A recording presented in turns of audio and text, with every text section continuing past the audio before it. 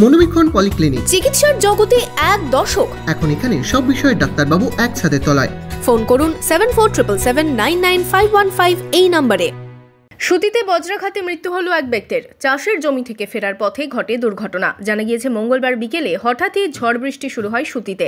সুতির মহিশাইল গ্রামে সেই সময় শশার জমিতে কাজ করছিলেন তাজেল শেখ। সঙ্গে ছিল দুই নাতি। বৃষ্টি শুরু হওয়ায় দুই নাতি দৌড়ে বাড়ি চলে যায়।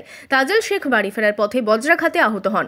তাকে উদ্ধার করে মহিশাইল ব্লক হাসপাতালে নিয়ে গেলে চিকিৎসকেরা মৃত বলে ঘোষণা করেন।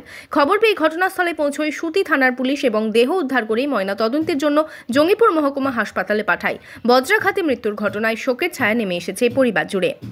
আজকে বৈকাল 3টে নাগাদ মাঠে গিয়েছিল জমিতে কাজ করতে। কাজ করার সময় দেখে আকাশে বৃষ্টির আবহাওয়া দেখে ওর সাথে ছিল আরও দুটো নাতি, তারাকে নিয়ে বাড়ি ফিরছিল। বাড়ি ফেরার সময় গ্রাম ঢোকার মুখেই এই বাজ পড়ে ওখানেই সে ইন্তেকাল করেছে, মারা গেছে। তারপরে সরাসরি হসপিটাল নিয়ে এসে ডাক্তারবাবু দেখেই বলেছেন ইনি মারা গেছে।